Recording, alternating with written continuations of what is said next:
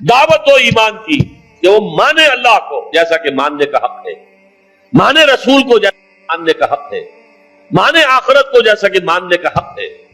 یہ یقین والا ایمان حاصل ہو جائے، یا تھوڑا سا آپ کو شاید گمان یہ ہو کہ یہ تو ہمیں حاصل ہے، تو برا نہ مانیے۔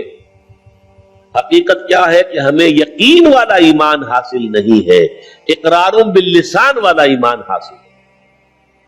ایمان مجمل کی تعریف آپ نے یاد کی ہوگی بچپن میں، آمنت باللہ کما ہوا باسمائہ وصفاتہ وقبلت جمیع احکامہ اقرار باللسان وتصدیق بالقلب۔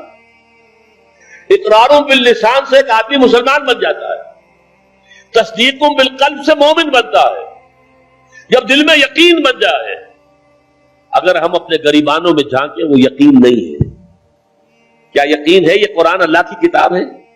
اگر یقین ہوتا تو ہم اسے بے اعتنائی برتتے، اسے سمجھنے کے لیے عربی زبان نہ سیکھتے، اس کو دن اور رات کے اوقات میں تلاوت نہ کرتے، اس کے گہرائیوں کے اندر غوطہ زنی نہ کرتے۔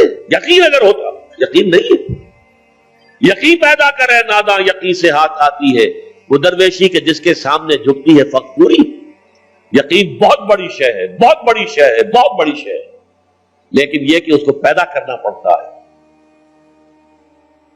اور اس کا منبع اور سرچشمہ یہ قرآن مجید۔ مولانا ظفر علی خان کا شعر ہے بڑا پیارا، وہ جنس نہیں ایمان جسے لے آئے دکانیں فلسفہ سے، ڈھونڈے سے عاقل کو یہ قرآن کے سپاروں، قرآن کے سپاروں میں غوطہ زنی کرو، تدبر کرو۔ افلا یتدبرون القرآن ام علی قلوب اقفالها، تو دل میں یقین پیدا ہو۔ اچھا، اس یقین کی علامت کیا ہوگی کہ یقین پیدا ہو گیا ہے؟ یقین کی علامت عمل۔ شریعت کے جس حصے پر آپ عمل کر سکتے ہیں، چاہے مشکل ہو، تکلیف آئے، فاقہ آ جائے، لیکن کر سکتے ہیں، اس پر عمل لازم ہے کرنا۔ وہ حصہ کہ جس پر آپ نہیں کر سکتے، میں یا آپ چور کا ہاتھ نہیں کاٹ سکتے جب تک کہ نظام نہ بدلے، قانون نہ بدلے۔ میں یا آپ یا ہم سب مل کر بھی یہاں کسی زانی کو رجم نہیں کر سکتے جب تک کہ قانون نہ بنے اور عدالتی نظام کے تحت جو ہے اس کا فیصلہ نہ ہو۔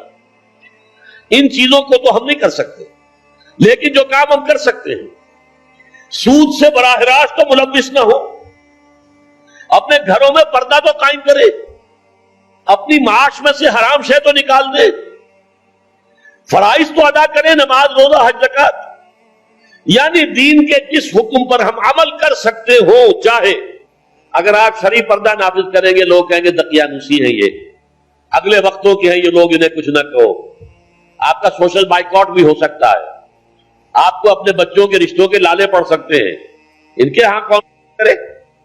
یہ لوگ جو ہیں یہ تو ان کے شرعی پردہ، یہ سارا کچھ ہوگا، لیکن کر سکتے ہیں آپ۔ کوئی قانون نہیں بنا ہے اس ملک میں کہ عورت برقع نہ پہنے، کسی نے قانون بنایا؟ پھر اگر اتارا تو کس نے اتارا؟ خود اتارا نا ہم نے۔ جس کے پاس 2 پیسے ہو گئے اس نے سمجھا کہ برقع تو شاید صرف غربت کی علامت تھی، اب 2 پیسے میرے پاس ہو گئے، برقع اتار دیا۔ چادر آ گئی، پھر چادر اتنی، دوپٹہ رہ گیا، وہ دوپٹہ بھی صرف رسی بن کر گلے کے اندر پڑ گیا۔ اللہ اللہ خیر صلی اللہ۔ یہ سارا کچھ ہو رہا ہے کہ نہیں ہو رہا؟ یہ کون کر رہا ہے؟ ترکی کے اندر تو قانون کرایا گیا، یہاں تو کسی نے قانون نہیں کرایا، یہاں تو ہم خود کر رہے ہیں۔ تو پہلا مرحلہ جو ہے ایمان یقین والا، اس کا ثبوت یہ ہوگا کہ شریعت کے جن احکام پر عمل کیا جا سکتا ہے ان پر لازماً کیا جائے۔ اگر یہ بھی نہیں ہے تو گھر بیٹھیے، پھر اسلام کا نام نہ لیجئے، اسلام کے غلبے کی جدوجہد کا دعویٰ نہ کیجئے، اسلام کو بدنام نہ کیجئے، اس لیے کہ اگر اپنی ذاتی عمل کیے بغیر آپ یہ کریں گے تو آپ اسلام کو بدنام